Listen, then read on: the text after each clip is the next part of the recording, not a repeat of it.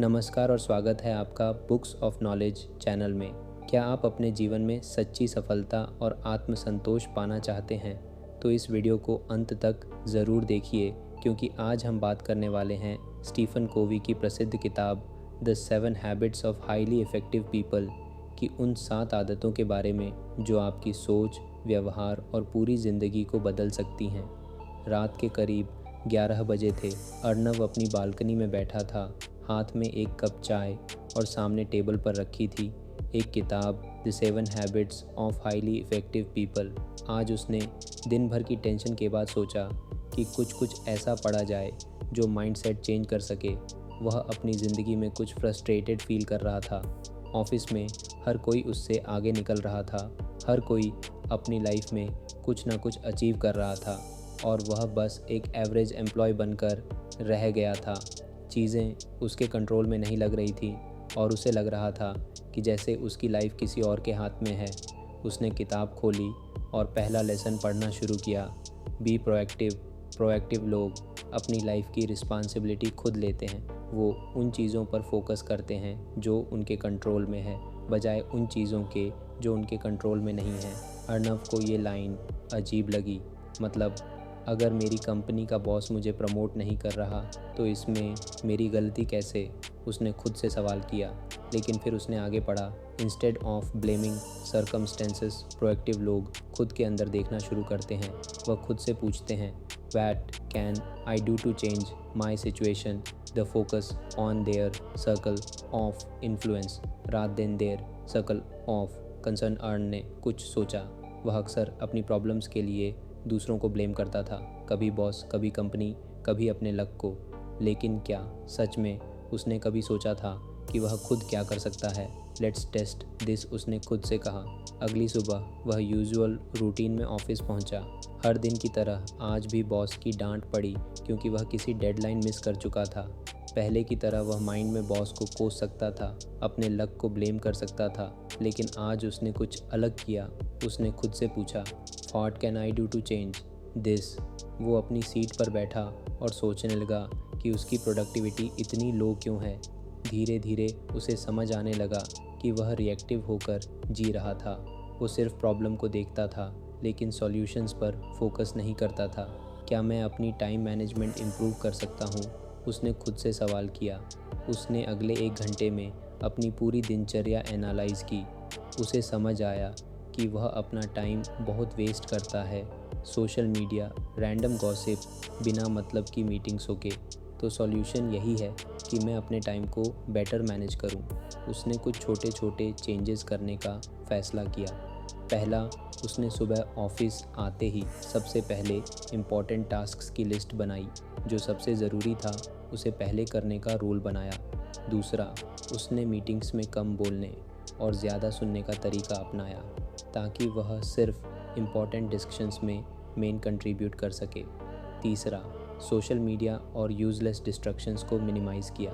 उसने अपने फ़ोन में एक ऐप लगा ली जो उसे ट्रैक करने लगी कि वह कितना टाइम कहाँ बर्बाद कर रहा है। अब उसे कुछ डेज़ तक वेट करना था कि यह छोटे छोटे बदलाव उसकी लाइफ में क्या इफ़ेक्ट डालते हैं। 3 हफ्ते बाद अर्नव को एक चेंज फील हुआ। उसकी परफॉर्मेंस इम्प्रूव हो रही थी, बॉस की कंप्लेंट्स कम हो गई थी और सरप्राइजिंगली उसी बॉस ने एक दिन उसकी तारीफ़ भी कर दी। Good work Arnav, you are improving. पहली बार उसे लगा कि वह अपनी लाइफ को खुद कंट्रोल कर सकता है। वह अब चीज़ों के होने का इंतज़ार नहीं कर रहा था, बल्कि एक्टिवली चेंज ला रहा था। उसी रात उसने फिर से किताब खोली और सोचा, अगर पहला हैबिट इतना इम्पैक्टफुल था तो बाकी हैबिट्स कैसे होंगे? अर्नव को पहली बार लगा कि उसकी लाइफ में कुछ कंट्रोल आ रहा है। बी प्रोएक्टिव अपनाने के बाद उसने चीज़ों को डिफरेंटली देखना शुरू किया था। अब वो सिर्फ रिएक्ट नहीं कर रहा था बल्कि कॉन्शियसली डिसीजंस ले रहा था। लेकिन फिर भी उसे लग रहा था कि कुछ मिसिंग है। उसने अपनी जॉब में कुछ इम्प्रूवमेंट तो कर ली थी, लेकिन क्या यही उसका एंड गोल था? क्या उसे पूरी ज़िंदगी बस एफिशिएंसी इम्प्रूव करने में लगानी थी? उसने अपनी कंपनी में बड़े बड़े मैनेजर्स को देखा।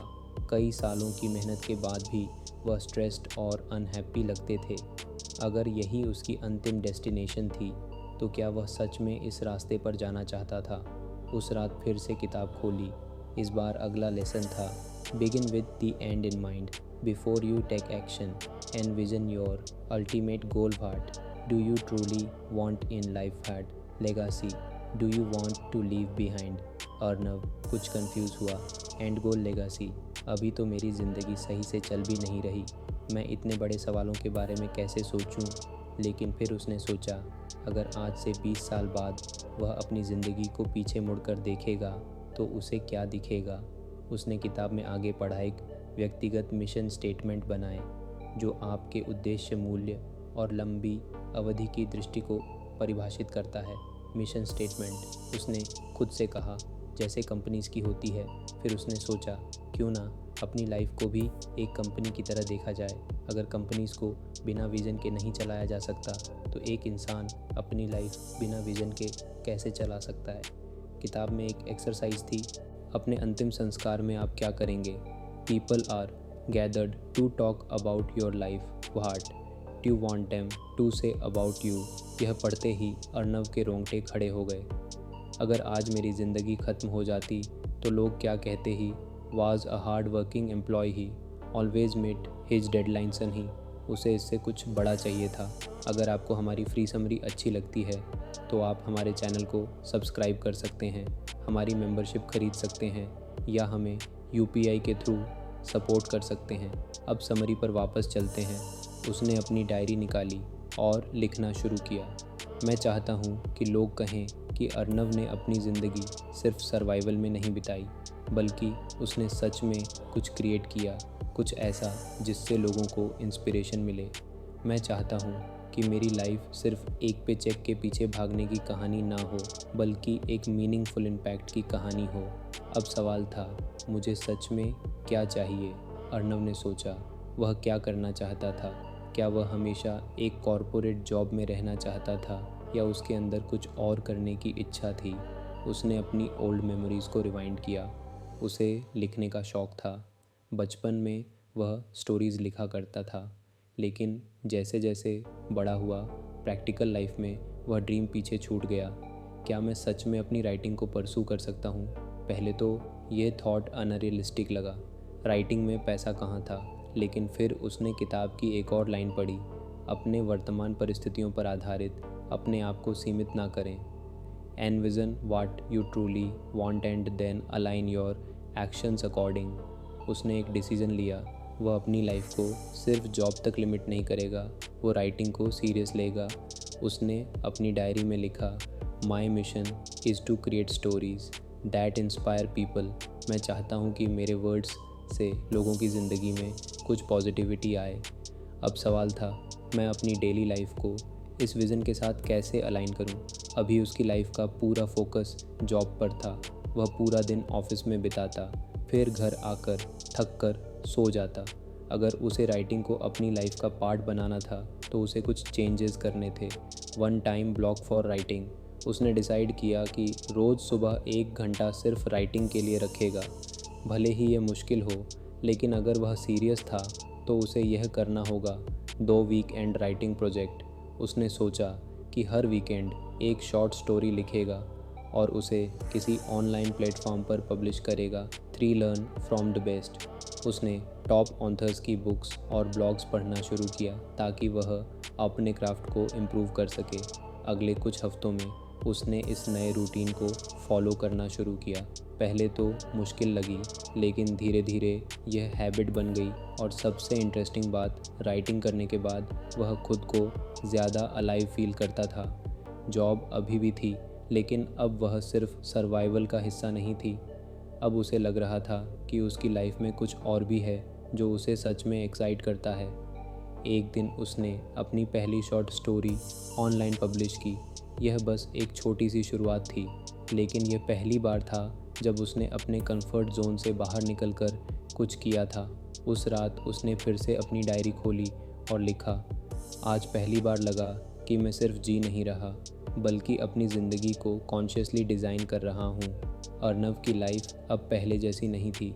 उसे एक डायरेक्शन मिल गई थी, एक गोल, एक मिशन। राइटिंग सिर्फ एक हॉबी नहीं रह गई थी, बल्कि उसकी आइडेंटिटी बनने लगी थी। लेकिन जैसे जैसे वह इस नए पैशन में घुसता जा रहा था, वैसे वैसे उसे एक नई प्रॉब्लम महसूस हो रही थी। टाइम ऑफिस का वर्कलोड बढ़ता जा रहा था, डेडलाइंस टाइट हो रही थी। घर आते ही वह इतना एग्जॉस्ट हो जाता कि राइटिंग के लिए एनर्जी ही नहीं बचती थी।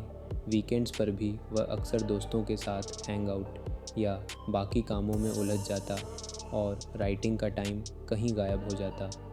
उसे लगा कि वह फिर से उसी ओल्ड साइकिल में फंसने लगा है। दिन जॉब के नाम और नाइट्स फ्रस्ट्रेशन के नाम। राइटिंग का एक्साइटमेंट था, लेकिन टाइम मैनेज करने की कोई स्ट्रैटेजी नहीं थी। एक रात जब वह बालकनी में बैठा था, उसने किताब के अगले लेसन को खोला। पहली चीज़ें पहले प्रभावी व्यक्ति कार्यों को प्राथमिकता देते हैं। इम्पोर्टेंस, रात दिन, अर्जेंसी। अर्नव को लगा कि यह लाइन उसके लिए ही लिखी गई थी। उसने खुद से पूछा, क्या मैं अपनी लाइफ में सच में इम्पॉर्टेंट चीज़ों को प्रायोरिटी ईज़ कर रहा हूँ या सिर्फ अर्जेंट चीज़ों के पीछे भाग रहा हूँ। यहीं पर उसे समझ आया कि उसकी प्रॉब्लम टाइम की कमी नहीं थी। प्रॉब्लम थी कि वह अपने टाइम को सही तरीके से एलोकेट नहीं कर रहा था। वह रिएक्टिव होकर हर दिन बस उन चीज़ों को कर रहा था जो अर्जेंट लगती थीं। बॉस का कोई नया काम, किसी दोस्त का अचानक का प्लान, सोशल मीडिया पर किसी का रैंडम मैसेज। लेकिन जो चीज़ सच में इम्पॉर्टेंट थी, राइटिंग, वह हमेशा पीछे छूट जाती थी। ईज़ियर लाइफ का एक स्केड्यूल बनाया। इस बार उसने काम को 2 कैटेगरी में डिवाइड किया। अर्जेंट और इम्पॉर्टेंट। अर्जेंट टास्क्स वे थे जिन्हें तुरंत अटेंशन चाहिए थी, meetings, deadlines, emergency emails. Important tasks वे थे जो उसकी लॉन्ग टर्म ग्रोथ से जुड़े थे, writing, learning, new skills, fitness और डीप वर्क। फिर उसने खुद से एक सिंपल सवाल पूछा, अगर मैं अपनी लाइफ को अपने वैल्यूज़ और गोल्स के हिसाब से डिज़ाइन करूं, तो मेरा स्केड्यूल कैसा दिखेगा। पहली चीज़ जो उसने की वह थी मॉर्निंग का पहला आवर सिर्फ राइटिंग के लिए रिज़र्व करना। वह जानता था कि दिन भर की केस में राइटिंग पीछे छूट सकती थी, लेकिन अगर उसने इसे सुबह सबसे पहले कर लिया तो कोई भी डिस्ट्रक्शन इसे रोक नहीं पाएगा। दूसरी चीज़, उसने एक टेक्निक अपनाई, टाइम ब्लॉकिंग। अब हर चीज़ के लिए एक फिक्स्ड टाइम था। ऑफिस के काम के लिए डेडिकेटेड टाइम, सोशल लाइफ के लिए अलग टाइम और राइटिंग के लिए केबल टाइम ब्लॉक। तीसरी चीज़, उसने नो कहना सीख लिया। पहले वह हर चीज़ के लिए अवेलेबल रहता था। किसी दोस्त ने अचानक बुला लिया, कोई रैंडम काम आ गया, सोशल मीडिया पर कुछ डिस्ट्रैक्ट कर दिया। अब उसने सीखा कि हर चीज़ ज़रूरी नहीं होती। अगर कुछ उसके मिशन के ख़िलाफ़ जा रहा था तो उसने उसे मना करना शुरू कर दिया। पहले कुछ दिन मुश्किल लगे। दोस्तों को लगा कि वह अवॉइड कर रहा है, बॉस को लगा कि वह कम एक्सेसिबल हो गया है, लेकिन धीरे धीरे उसने महसूस किया कि उसकी लाइफ ज़्यादा कंट्रोल्ड और पीसफुल हो गई है। अब उसके पास राइटिंग के लिए टाइम था। वह रोज़ कुछ कुछ लिखता और वीकेंड्स पर लंबी राइटिंग सेशंस रखता। 1 महीने बाद उसने महसूस किया कि उसकी प्रोडक्टिविटी कई गुना बढ़ चुकी थी। अब वह रैंडम काम करने के बजाय प्रायोरिटी बेस्ड डिसीजंस ले रहा था। एक दिन जब उसने अपनी दूसरी शॉर्ट स्टोरी पब्लिश की तो उसे एक ईमेल आई, hey Arnav, I read your story and it was amazing, I could really connect with it, looking forward to more. यह उसका पहला रीडर था जिसने उसे डायरेक्टली मैसेज किया था। पहली बार उसे लगा कि उसकी राइटिंग किसी को इम्पैक्ट कर रही है। उसने उस रात अपनी डायरी में लिखा, अब मैं सिर्फ बिज़ी नहीं हूँ, मैं सही चीज़ों में बिज़ी हूँ। अर्नव की लाइफ में धीरे धीरे बदलाव आ रहा था। अब वह सिर्फ रैंडम काम नहीं कर रहा था, बल्कि प्रायोरिटी और फोकस के साथ अपने गोल्स को अचीव करने की कोशिश कर रहा था। उसका टाइम मैनेजमेंट इम्प्रूव हो गया था और राइटिंग भी एक हैबिट बन चुकी थी। लेकिन एक चीज़ अभी भी उसे परेशान कर रही थी, उसके रिश्ते, चाहे वह ऑफिस में हो या पर्सनल लाइफ में। वह महसूस करने लगा था कि कई बार लोग उससे नाराज़ रहते थे। ऑफिस में कॉलीग को लगता कि वह बहुत सेल्फ सेंटर्ड हो गया है क्योंकि अब वह हर काम में हाँ नहीं करता था। घर में पेरेंट्स को लगता कि वह अपनी जॉब और राइटिंग में इतना बिज़ी हो गया है कि उनके लिए समय ही नहीं निकालता। एक दिन जब उसने अपने दोस्त रोहित से मिलने के लिए टाइम निकाला तो रोहित ने मजाक में कहा, भाई तू सक्सेस की सीढ़ी तो चढ़ रहा है पर अकेले मत चढ़ जाना। अर्नव को यह बात दिल पर लग गई। क्या सच में वह अपनी ग्रोथ के चक्कर में बाकी लोगों से दूर होता जा रहा था? उसी रात जब उसने किताब खोली तो अगला लेसन था think win win, true success not about winning over others but about creating situations where every wins. Arnav को पहली बार एहसास हुआ कि उसने हमेशा सक्सेस को एक कंपटीशन की तरह देखा था। जैसे ऑफिस में प्रमोशन का मतलब था कि कोई और पीछे रह जाए, राइटिंग में आगे बढ़ने का मतलब था कि उसे बाकी चीज़ों को इग्नोर करना पड़े। लेकिन क्या सच में हर चीज़ ज़ीरो सम गेम होती है? उसने अपनी लाइफ को एनालाइज किया। ऑफिस में उसने देखा कि कई बार वह खुद ही अननेसेसरी कंपटीशन क्रिएट करता था। जब भी कोई नया प्रोजेक्ट आता तो वह बस खुद को प्रूव करने में लग जाता, बिना ये सोचे कि पूरी टीम को साथ लेकर चलना ज़्यादा फ़ायदेमंद हो सकता है। घर में उसे एहसास हुआ कि वह अपने पेरेंट्स और दोस्तों को इग्नोर कर रहा था। उसे लगता था कि अगर वह उनके लिए टाइम निकालेगा तो उसके पर्सनल गोल्स सफ़र करेंगे, लेकिन शायद ऐसा नहीं था। What if success is not about me versus them but me with them. अगले ही दिन उसने एक नया अप्रोच अपनाने की सोची। ऑफिस में जब एक नया प्रोजेक्ट असाइन हुआ तो उसने पहली बार अपनी टीम के साथ ओपन डिस्कशन की। पहले वह हर चीज़ अकेले करने की कोशिश करता था, लेकिन इस बार उसने कॉन्शियसली टीम मेंबर्स की स्ट्रेंथ को देखा और काम बांटना शुरू किया। अच्छा, उसे एहसास हुआ कि जब टीम एक साथ काम करती है तो रिजल्ट्स बेहतर आते हैं। न सिर्फ प्रोजेक्ट स्मूथली चला, बल्कि पहली बार उसके कॉलीग ने उसकी तारीफ़ की कि वह एक अच्छे टीम प्लेयर की तरह एक्ट कर रहा है। Arnav, it's great to work with you this way. पहले हम सबको लगता था कि तुम सिर्फ खुद के लिए काम करते हो, but this is a good change, एक कॉलीग ने कहा। ये सुनकर अर्नव को खुशी हुई। घर पर भी उसने एक छोटा बदलाव किया। पहले जब उसके पेरेंट्स या दोस्त उसे टाइम देने को कहते तो वह हमेशा एक एक्सक्यूज़ बना लेता, लेकिन अब उसने कॉन्शियसली उनके साथ टाइम स्पेंड करना शुरू किया। रात के खाने के बाद उसने अपने पापा के साथ बैठकर उनके पुराने कॉलेज के किस्से सुने और उसे पहली बार लगा कि उसने कितना कुछ मिस किया था। धीरे धीरे उसने एक नया माइंडसेट डेवलप करना शुरू किया। अगर मैं ग्रो कर रहा हूँ तो मुझे दूसरों को भी साथ लेकर चलना चाहिए। फिर एक दिन उसे एक बड़ा मौका मिला। उसकी राइटिंग अब धीरे धीरे लोगों तक पहुँच रही थी। एक छोटी पब्लिशिंग कंपनी ने उसकी कहानियों में इंटरेस्ट दिखाया और उसे एक ऑफ़र दिया। वह उनकी वेबसाइट के लिए रेगुलर कंटेंट लिख सकता था, लेकिन इसका मतलब था कि उसे अपने ऑफिस के काम को भी बैलेंस करना होगा। पहले वाला अर्नव शायद तुरंत हाँ कह देता और फिर खुद को ओवरबर्डन कर लेता, लेकिन अब उसने सोचा, how can this be a win win. उसने अपने बॉस से डिस्कस किया कि अगर उसे कुछ फ्लेक्सिबल स्केड्यूल मिले तो वह ऑफिस के काम को और एफिशिएंटली मैनेज कर सकता है। बदले में वह कंपनी के लिए इंटरनल ब्लॉग्स और क्रिएटिव कंटेंट लिख सकता है जो कंपनी की ब्रांडिंग में हेल्प करेगा। पहले तो बॉस ने सोचा कि यह सिर्फ एक एक्सक्यूज़ है, लेकिन जब अर्नव ने अपने आइडियाज़ शेयर किए और बताया कि कैसे ये कंपनी के लिए भी बेनिफिशियल होगा, तो सरप्राइजिंगली बॉस ने उसकी बात मान ली। साउंड्स इंटरेस्टिंग अर्नव, अगर तुम कंपनी के लिए भी कुछ वैल्यूएबल कंटेंट क्रिएट कर सकते हो तो तुम्हें फ्लेक्सिबल मिल सकती है। Let's try it for a month, boss ने कहा।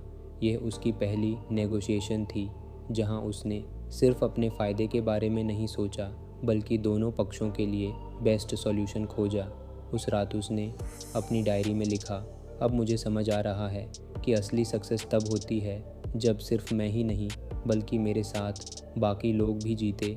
अर्नव को अब धीरे धीरे एहसास हो रहा था कि असली सक्सेस सिर्फ इंडिविजुअल अचीवमेंट से नहीं आती, बल्कि रिलेशनशिप्स और कम्युनिकेशन को सही तरीके से मैनेज करने से भी मिलती है।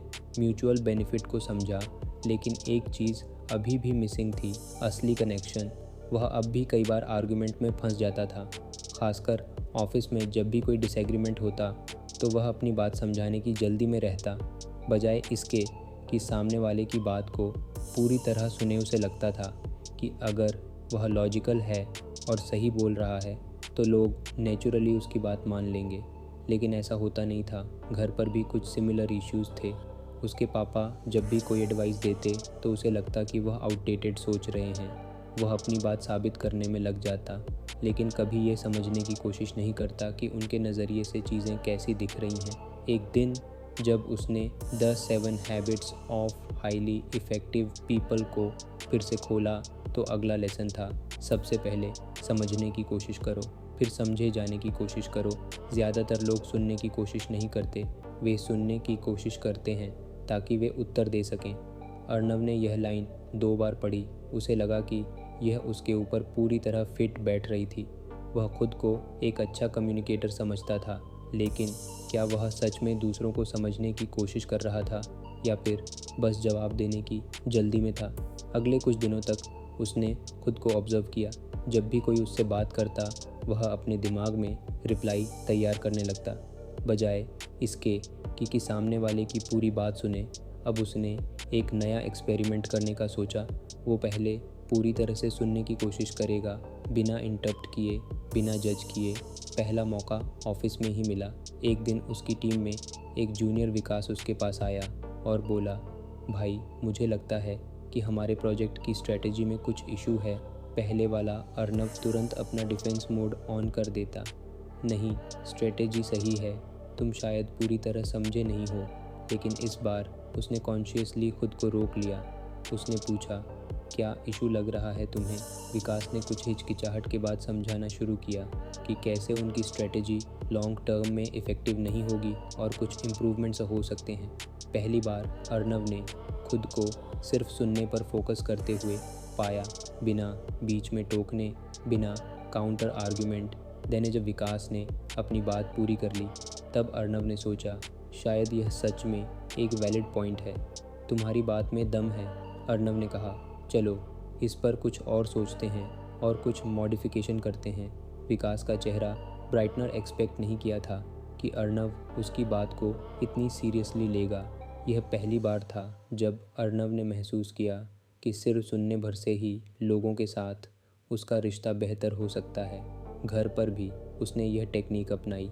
एक रात जब उसके पापा फिर से करियर और स्टेबिलिटी को लेकर बात करने लगे, तो इस बार अर्नव ने रिएक्ट करने की बजाय पहले उन्हें पूरा सुना। बेटा, मैं बस ये चाहता हूँ कि तुम फाइनेंशियली एक्सप्रेस संगीत संगीत संगीत किया होगा। इस बार उसने कामली जवाब दिया, पापा, मैं आपकी कंसर्न को समझता हूँ। आप नहीं चाहते कि मैं किसी ऐसी चीज़ में अपना टाइम लगाऊं जो फ्यूचर में रिस्क बन जाए, लेकिन मैं इसे वेल प्लान तरीके से कर रहा हूँ। जॉब मेरी प्रायोरिटी रहेगी, लेकिन मैं राइटिंग को भी स्लोली बिल्ड करूँगा। उसके पापा पहली बार शांत दिखे। अगर तुमने सब सोच रखा है तो ठीक है, मुझे बस ये देखना था कि तुम बिना सोचे समझे कोई बड़ा कदम तो नहीं उठा रहे, उन्होंने कहा। पहली बार अर्नव को लगा कि रियल कम्युनिकेशन का मतलब सिर्फ अपनी बात रखना नहीं होता, बल्कि सामने वाले के इमोशंस और पर्सपेक्टिव को भी समझना होता है। अब जब भी वह किसी से बात करता तो एक नया माउंट फॉलो करता, पहले समझो फिर समझाओ। धीरे धीरे उसने देखा कि लोग उसके साथ ज़्यादा ओपनली बातें करने लगे थे, उसके रिलेशनशिप्स इम्प्रूव होने लगे थे और सबसे बड़ी बात, उसका खुद का पर्सपेक्टिव बड़ा हो गया था। उस रात उसने अपनी डायरी में लिखा, पहले मैं सोचता था कि कम्युनिकेशन का मतलब होता है खुद को एक्सप्रेस करना। अब समझ आ रहा है कि असली कम्युनिकेशन तब होता है जब मैं पहले दूसरे इंसान को पूरी तरह समझो। अर्नव की ज़िंदगी अब पहले जैसी नहीं थी। उसने the 7 habits of highly effective people से बहुत कुछ सीखा था। प्रोएक्टिव क्लैरिटी, प्रायोरिटीज़ेशन, कोलैबोरेशन और एम्पैथेटिक लिसनिंग। लेकिन असली सवाल यह था, क्या यह सब असल ज़िंदगी में उसे पूरी तरह बदल पाएगा? अब तक उसने हैबिट्स को इंडिविजुअली समझा था, लेकिन क्या यह सब मिलकर उसकी लाइफ को पूरी तरह ट्रांसफॉर्म कर सकते थे? एक दिन ऑफिस में एक बड़ा इशू हो गया। उनकी कंपनी का एक इम्पॉर्टेंट क्लाइंट डील से पीछे हट रहा था। मैनेजमेंट ने पूरी टीम को अर्जेंट मीटिंग के लिए बुलाया। हमारे पास 2 ऑप्शंस हैं, बॉस ने कहा। या तो हम अग्रेसिव नेगोशिएशन करें और क्लाइंट को किसी भी तरह रोकें, या फिर हम इसे जाने दें और नए क्लाइंट्स पर फोकस करें। पूरी टीम हीटेड डिस्कशन में लग गई।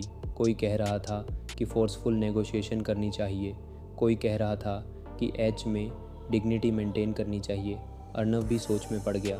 पहले वाला अर्नव शायद तुरंत कोई लॉजिकल आर्गुमेंट देता, लेकिन अब वह seek first to understand then to be understood को फॉलो कर रहा था। उसने क्लाइंट की पर्सपेक्टिव से सोचने की कोशिश की। अगर वह पीछे हट रहे हैं तो उनके लिए कोई जेन्युइन इशू होगा। क्या हम क्लाइंट से प्रॉपरली समझने की कोशिश कर रहे हैं कि उनकी असली प्रॉब्लम क्या है? अर्नव ने पूछा। बॉस ने चौंक कर उसे देखा। मतलब हम सिर्फ अपनी तरफ से सोच रहे हैं। शायद उन्हें कोई फाइनेंशियल या स्ट्रेटेजिक इशू हो।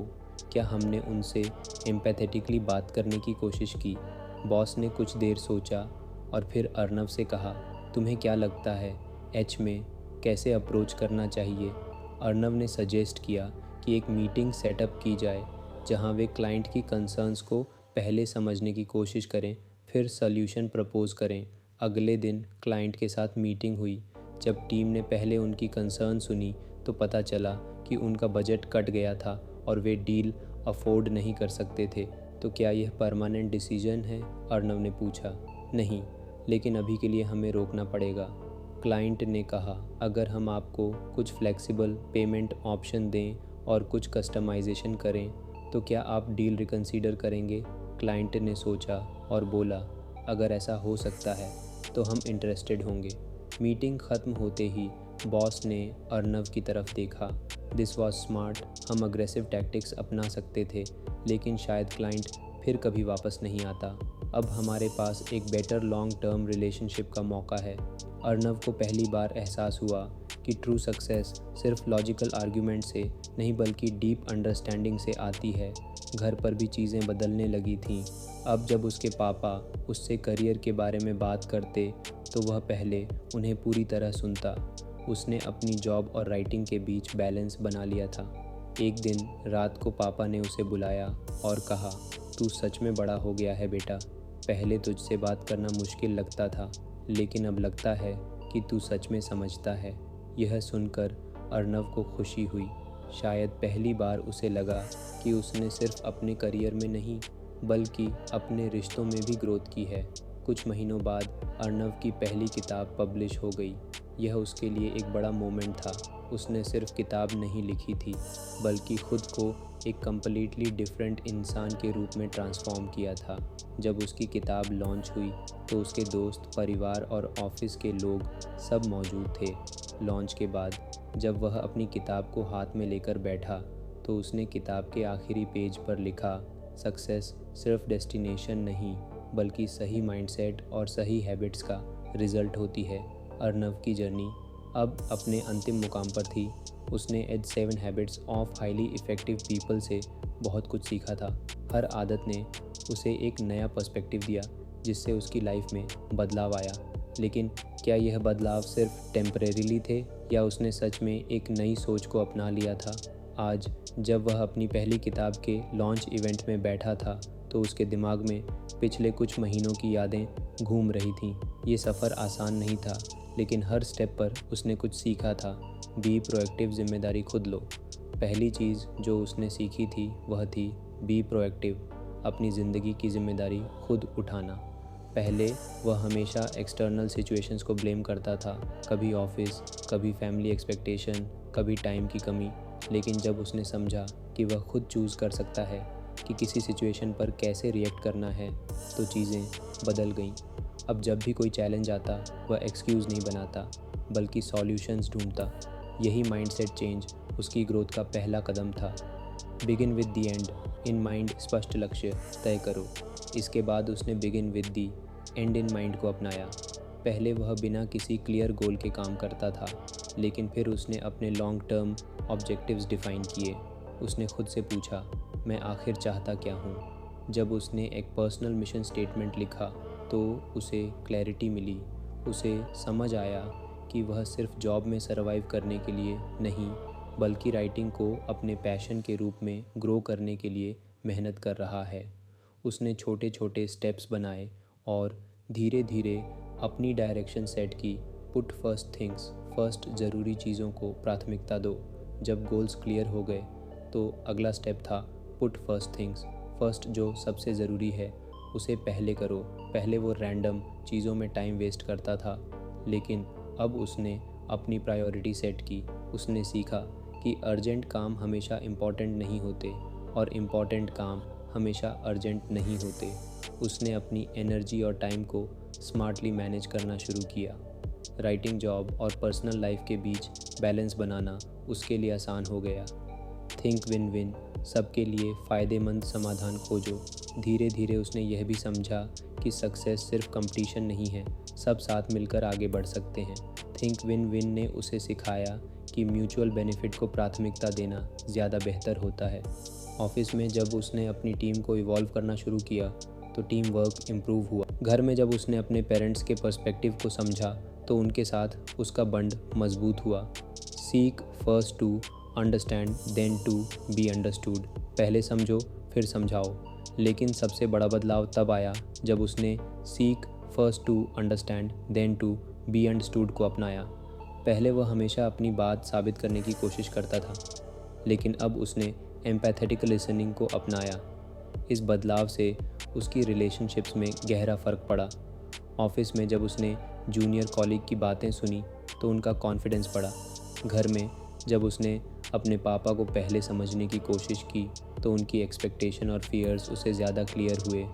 अंतिम बदलाव एक नई सोच। अब जब अर्नव अपनी किताब को हाथ में लिए लॉन्च इवेंट में बैठा था तो उसे एहसास हुआ कि उसने सिर्फ हैबिट्स नहीं सीखी थी, उसने खुद को ट्रांसफॉर्म किया था। जब लोगों ने उससे पूछा, तुम्हारी सबसे बड़ी सीख क्या रही, तो उसने मुस्कुराकर जवाब दिया, सक्सेस सिर्फ डेस्टिनेशन नहीं बल्कि सही माइंडसेट और सही हैबिट्स का रिज़ल्ट होती है। यह उसकी जर्नी का अंत था, लेकिन एक नए सफ़र की शुरुआत भी। अर्नव अपनी किताब के लॉन्च इवेंट में बैठा, चारों तरफ उसके दोस्त, परिवार और ऑफिस के लोग थे। स्टेज पर उसकी पहली किताब रखी थी, एक ऐसी किताब जिसे लिखने का सपना उसने बहुत पहले देखा था, लेकिन अब जाकर पूरा हुआ था। वह सोचने लगा कि अगर उसने the 7 habits of highly effective people नहीं पढ़ी होती तो शायद आज वह यहाँ नहीं होता। किताब ने उसे सिर्फ बेहतर इंसान बनने में मदद नहीं की थी, बल्कि उसे खुद को समझने और ज़िंदगी को नए नज़रिए से देखने का तरीका सिखाया था।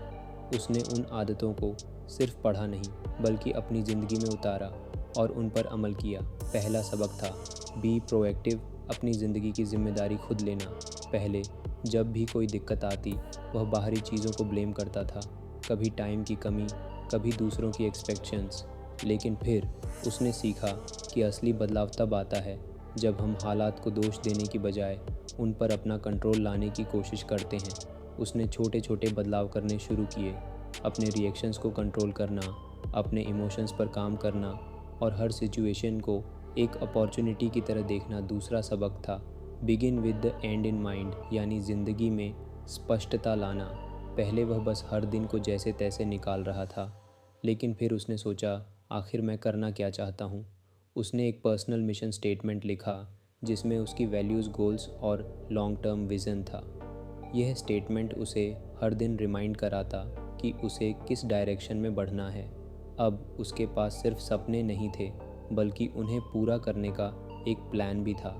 जब डायरेक्शन क्लियर हो गई तो अगला चैलेंज था सही प्रायोरिटी सेट करना। पुट फर्स्ट थिंग्स फर्स्ट ने उसे सिखाया कि सिर्फ अर्जेंट चीज़ों पर नहीं बल्कि इम्पॉर्टेंट चीज़ों पर फोकस करना ज़रूरी है। पहले वह छोटी छोटी चीज़ों में उलझ जाता था जिससे उसकी राइटिंग और सेल्फ ग्रोथ के लिए टाइम ही नहीं बचता था। लेकिन जब उसने अपनी प्रायोरिटी सेट की तो उसने जाना कि सही प्लानिंग और टाइम मैनेजमेंट से हर काम को बैलेंस किया जा सकता है। धीरे धीरे उसने समझा कि ज़िंदगी सिर्फ पर्सनल सक्सेस के बारे में नहीं है बल्कि यह इस बारे में भी है कि हम दूसरों के साथ कैसे इंटरैक्ट करते हैं। थिंक विन विन ने उसे सिखाया कि कंपटीशन से ज़्यादा कोलैबोरेशन ज़रूरी है। जब उसने दूसरों के साथ काम करने के नए तरीके अपनाए तो उसने देखा कि कैसे एक पॉजिटिव माइंडसेट से रिश्ते और भी मजबूत हो सकते हैं। लेकिन सबसे बड़ा बदलाव तब आया जब उसने seek first to understand then to be understood पर काम किया। पहले वह हर कन्वर्सेशन में अपनी बात साबित करने की कोशिश करता था, लेकिन अब उसने एम्पैथेटिक लिसनिंग को अपनाया। उसने दूसरों की फीलिंग्स, इमोशंस और पर्सपेक्टिव्स को समझना शुरू किया। इससे उसकी रिलेशनशिप्स और भी बेहतर हुई, घर पर, ऑफिस में और दोस्तों के साथ। अब जब वह अपनी किताब की तरफ देख रहा था तो उसे एहसास हुआ कि उसने सिर्फ किताब नहीं लिखी थी, उसने अपनी ज़िंदगी के हर पहलू को बेहतर बनाया था। यह सफ़र सिर्फ प्रोफेशनल सक्सेस तक सीमित नहीं था, बल्कि एक ऐसे इंसान बनने का था जो अपनी ज़िंदगी को बेहतर समझता था, जो अवेयर था और जो खुद को और दूसरों को समझने की कोशिश करता था। इवेंट में जब उससे पूछा गया, अगर तुम एक लाइन में अपनी सबसे बड़ी सीख बताओ तो वह क्या होगी, अर्नब मुस्कुराया और जवाब दिया, सक्सेस सिर्फ डेस्टिनेशन नहीं बल्कि सही माइंडसेट और सही हैबिट्स का रिज़ल्ट होती है। आज उसकी किताब लॉन्च हो रही थी, लेकिन यह सिर्फ एक नई शुरुआत थी। उसकी जर्नी अभी भी जारी थी और शायद ये सफ़र कभी ख़त्म होने वाला नहीं था। तो दोस्तों, अगर आपको ये वीडियो पसंद आया हो तो बुक्स ऑफ नॉलेज चैनल को सब्सक्राइब ज़रूर कीजिए। वीडियो को लाइक करें, अपने विचार कमेंट में बताएं और इसे अपने दोस्तों के साथ शेयर करना न भूलें।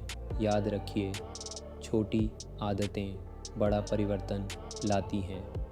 अगली बार फिर मिलेंगे एक नई किताब के ज्ञान के साथ। धन्यवाद।